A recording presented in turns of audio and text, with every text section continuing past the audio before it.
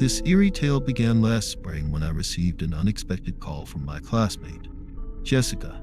She had recently moved into a sprawling new home, which she found too large and intimidating to stay in alone while her husband was away.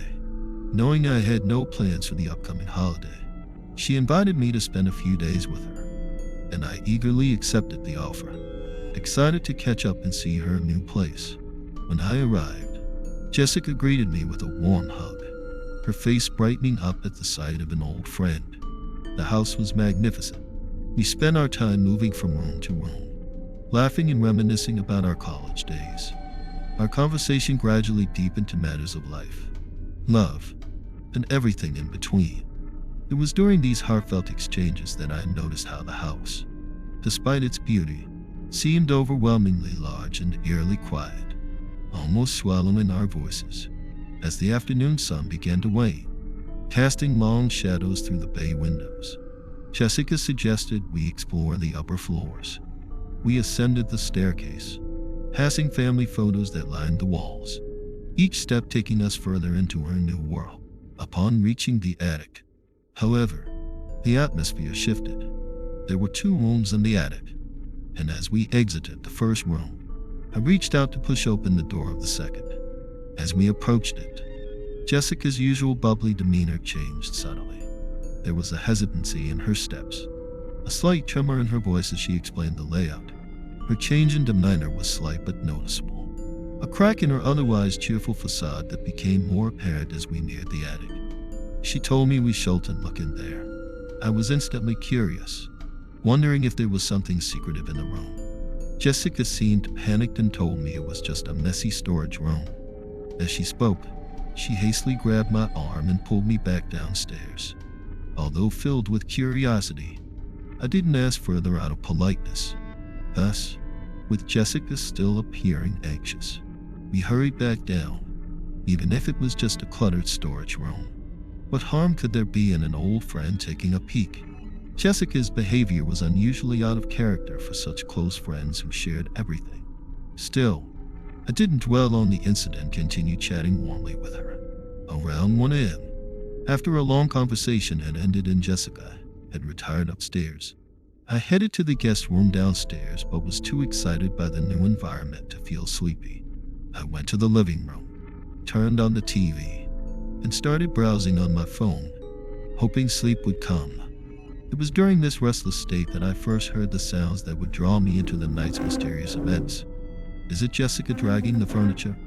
I am not sure. The noise appeared to emanate from above, a persistent dragging that echoed through the quiet corners of the house. It was rhythmic and deliberate, the sound of heavy furniture moving across the wooden floor of the attic. My heart raced as I listened, the sound clearly out of place in the dead of night. Compelled by a mix of concern and an unshakable need to know, I left the comfort of the guest room and made my way cautiously upstairs. When passing by Jessica's bedroom, I saw her bedroom door open and no one inside. Where did Jessica go? The house felt different at night. What was familiar by day turned foreboding under the shadow of darkness. I continued to follow the sound and walked upstairs.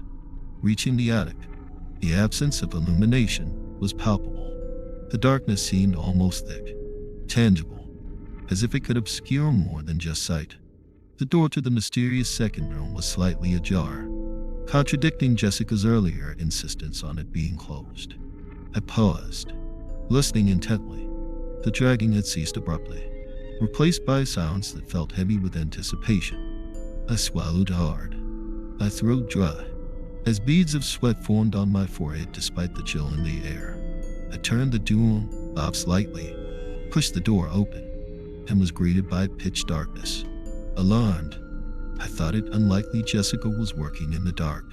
I groped for the light switch near the door, found it easily, and turned it on. In that moment, I was shocked by the stark contrast.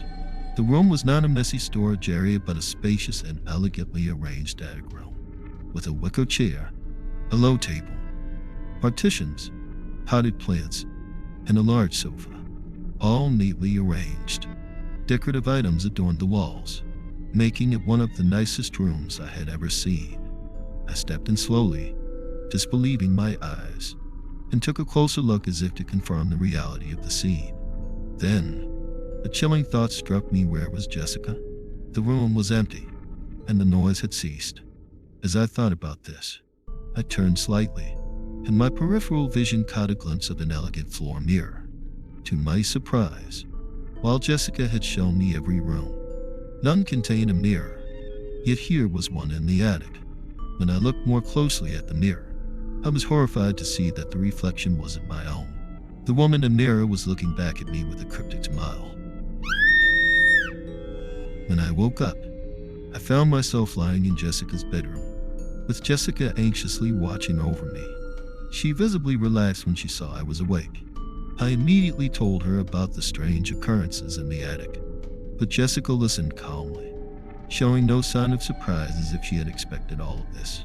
Jessica told me that she had already experienced what I had just gone through. In the first few days after moving into the house, whenever she went to clean the attic, she would find that things had been moved around. Initially, she didn't pay much attention, but the room started to feel more and more off. The movements were absurd. A table placed in the center of the room would inexplicably appear by the door the next morning, and the floor lamp the door would have moved inside.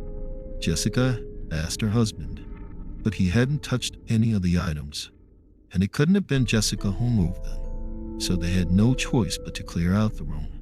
However, one night, something even more incredible happened. That evening, she wanted to store some old books she had finished reading in that room, but as soon as she opened the door, she was shocked by what she saw. The room had completely transformed. The room was filled with many items she had never seen before: a wicker chair, a low table, partitions, potted plants, a sofa, and a full-length mirror, with walls covered in decorations. Jessica initially thought it might be a surprise her husband had arranged while she was away, but when she casually glanced in the mirror, she nearly fainted, because the person Jessica saw in the mirror was not herself. It was another woman. After an investigation, Jessica and her husband realized that the incident might be related to the previous owner of the house. The previous owner was a woman who had bought the house but hadn't managed to renovate it because she urgently needed money, so she sold it to Jessica and her husband.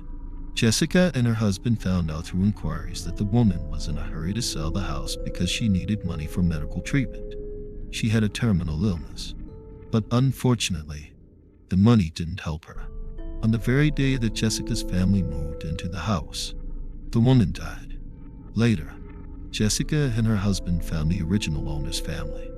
Her mother, who was in her 60s, and tearfully told them that her daughter had always loved attics and had always wanted to live in a house with one.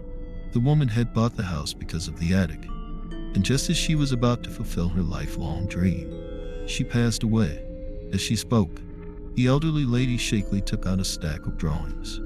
Jessica immediately realized that these were the designs for the attic's decoration, exactly like what she and I had seen that night. The old lady then showed a photo of her daughter, the same woman Jessica and I had seen in the mirror. After hearing this story, Jessica and I didn't speak. We looked at each other, both thinking the same thing. Although the woman had died, her strong consciousness still lingered in the attic, influencing everyone who entered the room. So what they saw was essentially what she had most wanted to see. Having experienced that night, I hurriedly left Jessica's house as soon as dawn broke.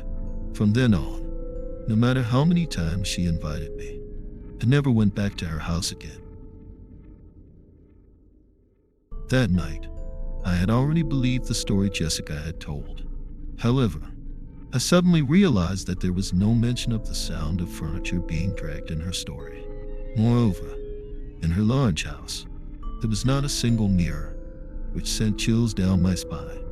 It seemed impossible for a woman of her age, who undoubtedly cared about her appearance, to not have mirrors in her home unless there was some unspeakable secret hidden within them. So, while Jessica's back was turned to me, I used the reflection on my phone screen to catch a glimpse of her silhouette.